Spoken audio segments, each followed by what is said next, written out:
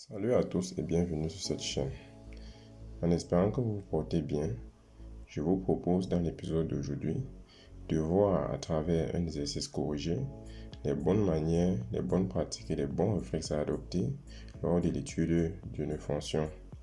Pour mener à bien ce travail, je vais commencer dans un premier temps par soumettre à votre attention l'énoncé de notre exercice. Par la suite, je vais vous proposer une correction de cet exercice et pour sortir, nous irons sur le logiciel GeoGebra pour vérifier nos résultats et apprécier ensemble la courbe de notre fonction. Donc, si tout ceci vous intéresse, n'oubliez pas de liker la vidéo, de la partager et surtout d'activer la cloche de notification pour ne pas rater les prochains contenus. Bon, l'énoncé de l'exercice est le suivant. Je vous demande d'étudier dans le repère orthonormé OIJ la fonction f de x définie par moins x plus 1 demi moins 2 sur 2x moins 3. On va noter CF sa courbe représentative et D la droite d'équation y égale à moins x plus 1 demi. Comme première question, je vous demande de déterminer son ensemble de définition df, puis de calculer les limites aux bornes de df. Par la suite, j'aimerais que vous me déterminiez les équations ou l'équation des éventuelles asymptotes. En 3, je vous demande de montrer que la droite définie dans l'énoncé est bien une asymptote oblique pour CF aux infinis. En question 4, je vous demande de montrer que le point A de coordonnées 3,5-1 est un centre de symétrie pour la courbe de f. En question 5, je vous demande de justifier la dérivabilité de f, puis de calculer sa dérivée f'. En 6, je vous demande de dresser le tableau de variation de f. Et en 7, d'étudier la position relative de CF et de D. Et pour sortir, nous allons construire dans un repère de la courbe CF et D. Bon, si ceci vous intéresse, mettez pause à la vidéo. C'est une prière vraiment. Mettez pause à la vidéo. Traitez l'exercice, puis revenez à la vidéo. Là, vous découvrez quelles sont vos lacunes et quelles sont les difficultés qu'il y a dans cet exercice. Pendant la correction, vous gagnerez beaucoup plus si vous travaillez de cette manière. Bon effort à vous. Retrouvons-nous juste après le générique.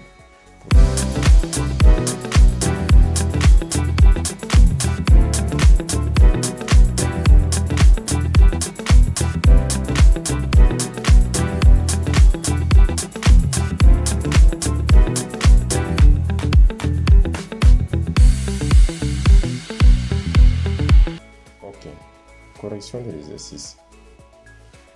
Commençons par la première question. Je vais vous donner ici la méthodologie à adopter. À chaque fois, nous allons déterminer le contexte dans lequel nous nous trouvons. Par la suite, nous allons identifier la méthode du cours nous permettant de débloquer la situation dans laquelle nous nous trouvons. Et pour sortir, nous allons appliquer concrètement la méthode que nous aurons choisie. Donc, la fonction est la suivante, moins x plus 1 demi moins 2 sur 2x moins 3. Quel est le contexte dans lequel nous nous trouvons? C'est la première des choses. C'est comme ça qu'il faut travailler pour éviter de naviguer à perte de vue. 8 auto, il nous dit c'est la somme d'une fonction polynôme et d'une fonction rationnelle. C'est clair, très bien. Donc on a la somme de la fonction polynôme moins x plus 1 demi et de la fonction rationnelle de moins 2 sur 2x moins 3. Quelle est la méthode qu'on peut utiliser pour déterminer l'ensemble de définitions? Il nous dit, puisque les fonctions polynômes sont définies sur R, on va juste s'assurer que le dénominateur de la fonction rationnelle soit différent de 0. C'est propre, je crois qu'il n'y a rien à dire là-dessus. Donc, allons-y donc. On va donc s'assurer juste que 2x moins 3 est différent de 0. Autrement dit, x doit être différent de 3,5. D'où le df R privé de 3,5 ou encore moins l'infini 3,5 union 3,5 plus l'infini. Bravo à ceux-là qui ont eu le bon ensemble de définitions. Continuons. On se rend donc compte que la question avait deux volets. Le premier volet était de déterminer l'ensemble de définitions, chose qui a été faite. Et dans le deuxième volet, on demandait de calculer les limites. Tel que le df est défini, nous nous rendons compte que nous avons exactement 4 limites. La première limite sera la limite à moins l'infini. La deuxième limite sera la limite à 3 à gauche ou par valeur inférieure. La troisième limite sera la limite à droite de 3,5 ou à 3,5 par valeur supérieure. Et la quatrième et dernière limite sera la limite à plus l'infini. Lançons-nous donc dans ces différents calculs-là. Donc nous attendons avec 4 limites au total. Première limite, la limite à moins l'infini de la fonction moins x plus 1 demi moins 2 sur 2x moins 3. Quel est le contexte? Qu'est-ce qu'on fait? Si on se souvient bien, Toto nous a dit que c'était la somme d'une fonction polynôme et d'une fonction rationnelle. Étant à la limite à moins l'infini, on va penser à la méthode des monômes de plus haut degré. Donc, c'est pas, on a bien la limite à moins l'infini de moins x plus 1 demi et de moins 2 sur 2x moins 3. Donc, la somme de la limite d'une somme, c'est la somme des limites. C'est un peu ce que nous faisons ici. On va donc prendre le monôme de plus haut degré dans le cas du polynôme et les monômes de plus haut degré du numérateur et du dénominateur dans le cas de la fonction rationnelle. Poursuivons. Donc, on a donc cette limite-ci, ce qui nous permet d'avoir moins facteur de moins l'infini plus moins 2 sur moins l'infini. On sait que moins fois moins nous donne plus. Donc, dans le premier qu'on a plus l'infini et dans le deuxième qu'on a 0, car tout nombre sur l'infini nous donne 0. D'où la limite à moins l'infini de f de x n'est rien d'autre que plus l'infini. Pour ce qui est de la limite à plus l'infini, nous n'allons pas traîner là sur cette limite-là, d'autant plus que c'est les mêmes méthodes et c'est le même déroulement de calcul que nous allons avoir que précédemment. Donc, on a bien la limite de moins x et la limite de moins 2 sur 2x. Donc, à plus l'infini, on a moins fois plus qui nous donne moins l'infini. Et on a 2 sur l'infini qui donne 0. D'où la limite à plus l'infini n'est rien d'autre que moins l'infini. Attaquons à la troisième limite. On va y aller la limite à gauche. Cette fois-ci, on n'est plus aux infinis. Par conséquent, la méthode des monômes de plus haut degré ne pourra plus s'appliquer. Que faire donc dans ce cas de figure? Que pensez-vous qu'on puisse faire dans ce cas de figure? Oui, Toto. Il nous dit, fais un calcul direct, mais en cas de forme indéterminée, fais un tableau des signes. Très bien. Exécutons ce qu'il vient de nous dire. Nous avons donc moins 3 demi plus 1 demi moins 3 sur 2 facteurs de 3 demi moins 3. Simplifiant par 2, on obtient moins 1 moins 2 sur 0. Étant donné qu'en mathématiques, on ne divise pas par 0, on a bien affaire à une forme indéterminée. Il faudra donc enlever l'indétermination comme notre camarade nous a dit tout à l'heure. Et construisons dans le tableau de signes. On sait que 2x moins 3 s'annule à 3 demi, on l'a vu tout à l'heure. Et 2x moins 3 étant un polynôme du premier degré, on va juste avoir le signe contraire du coefficient de x qui est 2 ici, avant le 0, et le signe du coefficient de x qui est plus après le 0. On a moins, plus. Autrement dit, lorsque x va tendre vers 3 demi par valeur inférieure, 2x moins 3 va tendre vers le 0 moins. Et d'autre part, lorsque x va tendre vers 3 demi par valeur supérieure, 2x moins 3 va tendre vers 0 plus tout simplement. Donc, la limite, lorsque x va tendre vers 3 demi par valeur inférieure de f de x, ce sera rien d'autre que moins 1 moins 2 sur 1, 0 moins. On sait que 2 sur 0 moins, c'est moins l'infini. Avec le moins l'infini fois moins, on trouve plus l'infini. 1 plus l'infini n'est rien d'autre que plus l'infini.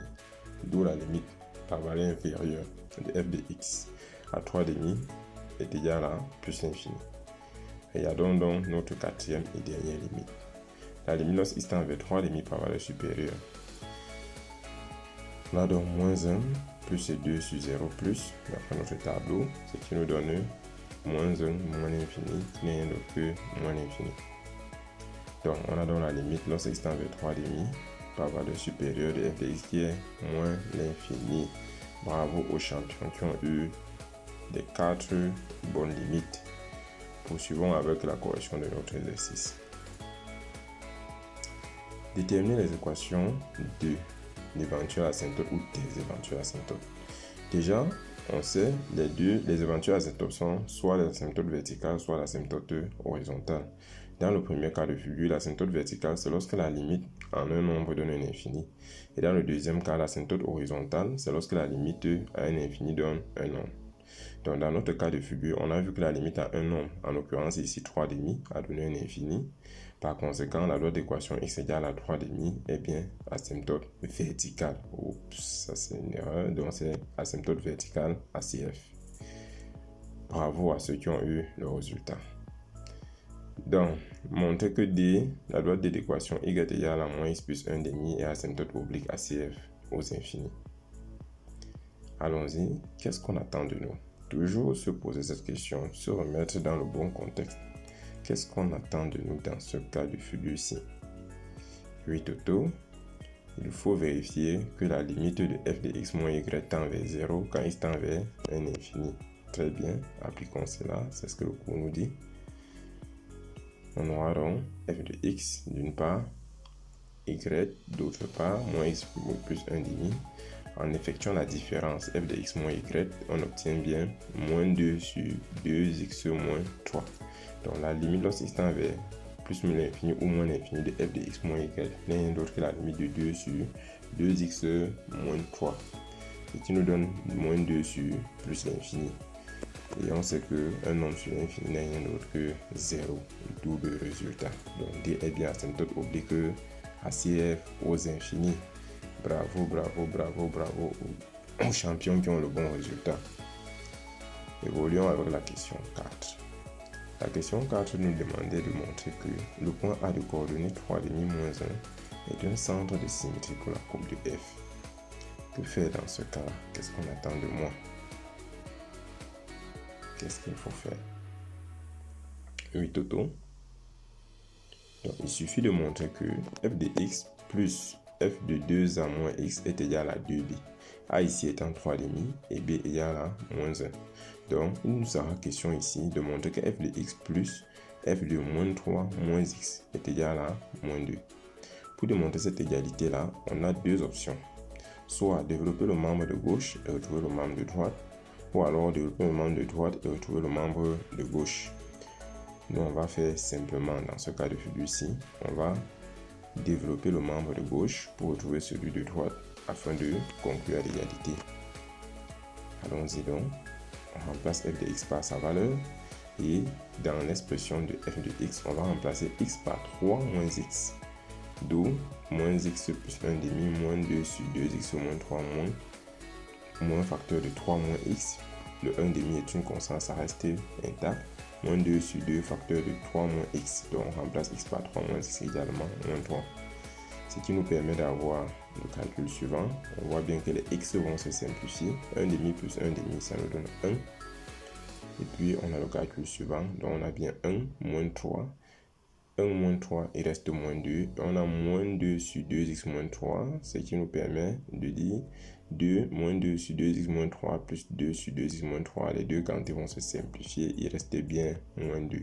Tout le résultat. Conclusion. A est bien un centre de symétrie pour la courbe de f.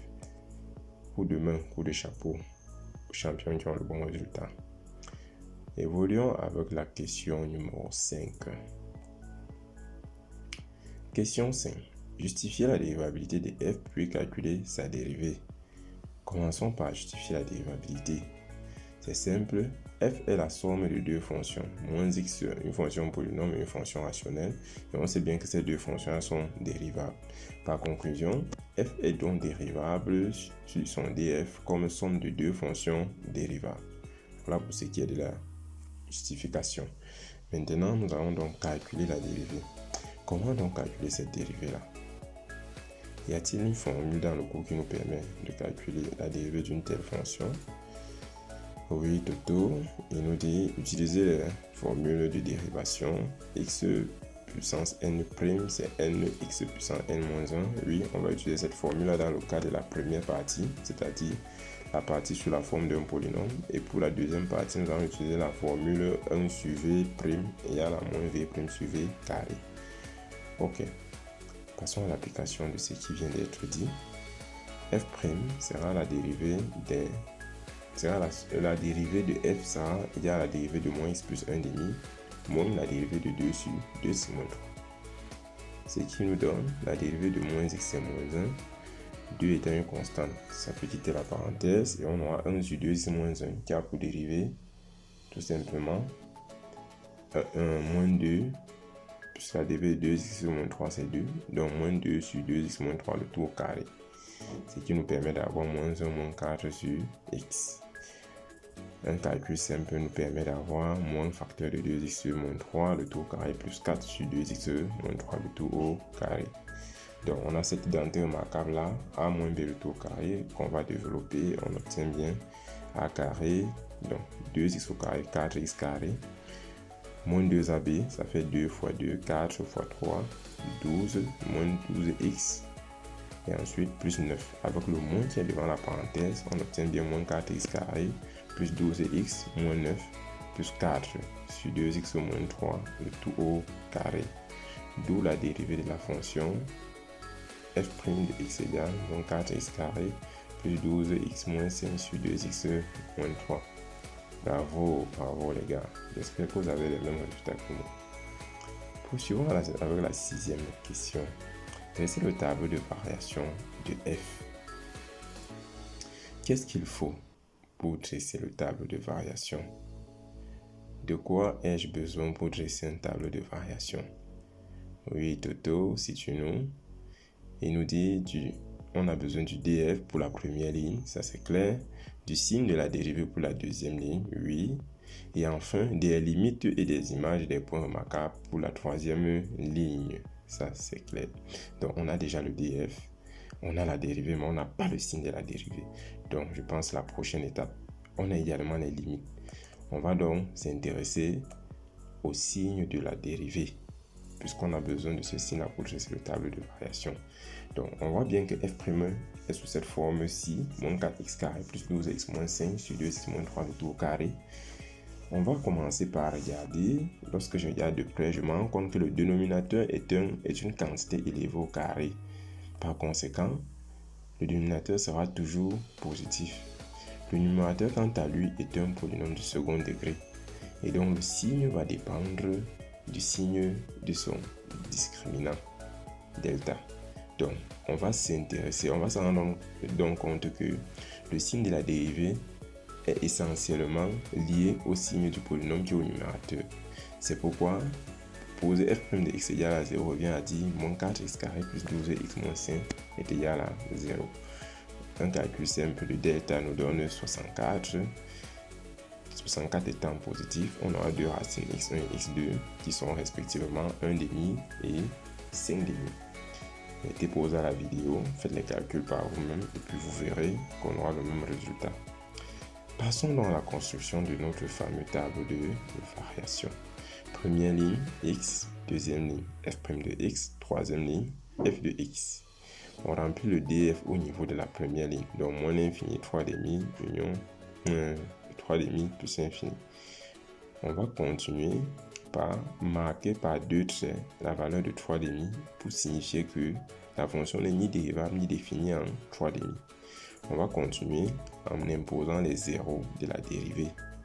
Donc la dérivée s'annule à 1,5 et à 5,5.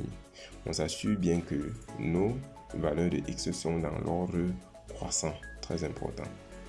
Donc f' de x étant un polynôme du second degré avec delta positif, c'est-à-dire avec deux racines distinctes, on aura le signe du coefficient de x carré, autrement dit moins à l'extérieur des racines et plus à l'intérieur des racines. On va donc placer les flèches descendantes pour les moins et les flèches montantes pour les plus. C'est ce que je fais. Et puis on va calculer les valeurs de 1,5, de f de 1,5 et de f de 5,5. On ajoute à notre tableau les limites que nous avons calculées au préalable. D'où notre fameux tableau de variation. Tout mon respect à ceux-là qui ont eu le même tableau que moi. Évoluons, évitons de rendre la vidéo trop longue, accélérons un peu. Étudier la position relative de CF et de D. Donc, qu'est-ce qu'on attend de moi ici? C'est quoi l'étude de la position relative? C'est quoi le contexte ici? Oui, Toto, qu'est-ce qu'on attend de nous? Dis dans quel cas CF est au-dessus ou en dessous de D. D'accord. Quelle méthode nous permet d'affirmer cela? Il nous dit étudier le signe de la différence f de x moins y. Très bien. Allons-y, étudions le signe de cette différence-là. Rappelons, f a pour expression moins x plus 1,5 moins 2 sur 2x moins 3. Y a pour expression moins x, d autant pour moi, a pour expression moins x plus 1,5. un calcul simple nous donne la différence f de x moins y égale à moins 2 sur 2x moins 3. Ce qui nous permet, nous allons donc nous permettre d'étudier le signe de cette différence-là, comme on l'a dit. Donc, on aura donc les valeurs de x. On sait que le dénominateur s'annule à 3 demi, moins 2, 2x moins 3, et le rapport moins 2 sur 2x moins 3. On sait que 2x moins 3 s'annule en 3 demi, c'est pourquoi nous avons cela. On va marquer par 2 traits la dernière case pour dire le rapport là n'est pas défini en 3 demi. Maintenant, moins 2 est un signe constant, c'est pourquoi nous aurons moins partout à la première ligne. Et 2x moins 3 est un polynôme du premier degré, on aura moins avant le 0 et plus après le 0, car le coefficient de x ici est du signe positif. On va donc simplement effectuer le produit des signes. Puisque un rapport n'est pas différent d'un produit, on aura donc moins fois moins qui nous donne plus et moins fois plus qui nous donne moins. Il apparaît donc clairement que là où nous avons le signe plus, la courbe est au-dessus du D, et là où nous avons le signe moins, la courbe est en dessous. C'est pourquoi nous allons dire sur moins l'infini 3 demi, CF est au-dessus du D, et ensuite sur 3 demi plus l'infini, CF est en dessous du D. Bravo les champions, bravo à vous. 8e et dernière question. J'ai pris sur moi le soin de construire au préalable cette courbe que je vais commenter avec vous. Et par la suite, nous allons nous rendre sur le logiciel GeoGebra où nous allons construire cette courbe-là ensemble. Donc, les étapes de construction de la courbe sont les suivantes. On commence par construire le repère, bien entendu. Par la suite, nous allons construire l'asymptote verticale. Elle était d'équation x égale à 3 demi ou encore x égale à 1,5 comme vous pouvez le voir. Par la suite, on construit l'asymptote oblique qui était l'équation moins x plus 1 demi. Après cela, on continue en marquant les points remarquables. Donc on a l'extrémum local qui est encore ici, un maximum local. Et ensuite le minimum, ce sont les deux points auxquels la dérivée s'annulait. Une fois qu'on a ces points-là, on va ajouter à ça les points auxquels la courbe coupe les axes, c'est-à-dire l'axe des ordonnées, l'axe des abscisses. Heureusement pour nous ici, on n'a qu'une seule coupure avec l'axe des ordonnées. Et par la suite, on va tout simplement suivre les variations qu'on a indiquées dans notre tableau de variations pour pouvoir construire la courbe CF. Ok les amis, pour ceux qui sont intéressés, retrouvons-nous sur le logiciel GeoGebra pour rapidement construire cette courbe-ci. Bien, nous voici donc rendus sur GeoGebra. Nous allons rapidement construire la courbe de notre fonction f. Allons-y, entrons dans la fonction dans le système. Moins x plus 1 demi moins 2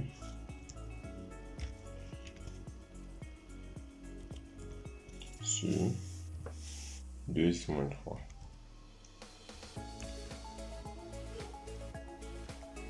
On valide. Donc voilà à quoi ressemble notre fonction f. Vous avez bien vu, là on n'a pas encore l'asymptote, on n'a encore rien. Je vais donc faire entrer l'asymptote verticale. Elle était l'équation x égale à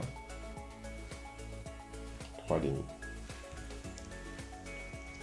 Ok, voilà notre asymptote verticale, elle est là noire. Par la suite, on avait l'asymptote oblique, je crois. L'équation y égale à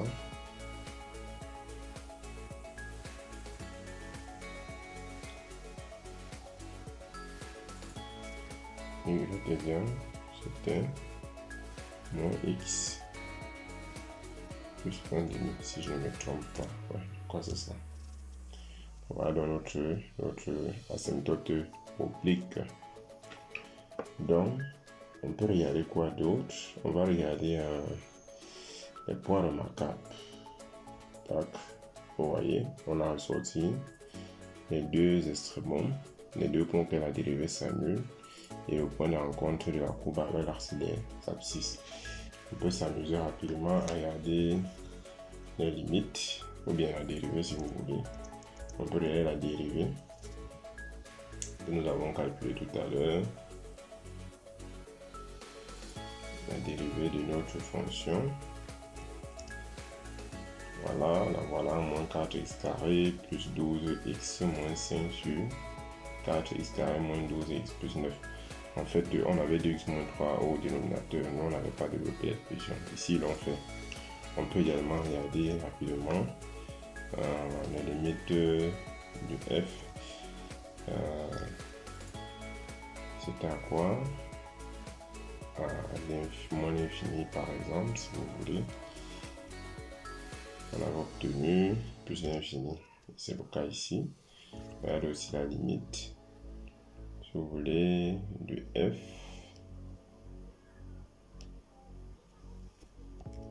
Cette fois-ci, à plus l'infini, on obtenait moins l'infini. C'est bien le cas.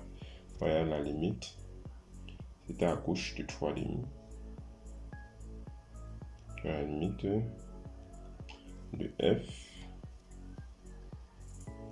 à gauche de 3,5. 3,5 c'est 1,5 pour aller vite. Oh, il y a une petite erreur, je vais corriger ça. Voilà, c'est fait. Voilà, il y a aussi la limite à droite de f 3,5. Ok, bon, je vais aller à cours de la dérivée pour laisser la cour assez propre. Ok, bon, voilà ce que je voulais partager avec vous aujourd'hui. Merci de m'avoir écouté. Pensez à liker si vous appréciez ce que je fais. Pensez à vous abonner. Pensez à activer la cloche de notification. Sur ce, portez-vous bien. On se retrouve très prochainement dans un numéro de ce style. Laissez-moi en commentaire les sujets qui peuvent vous intéresser. Je verrai ce que je peux faire par rapport à cela. Allez, ciao. À la prochaine.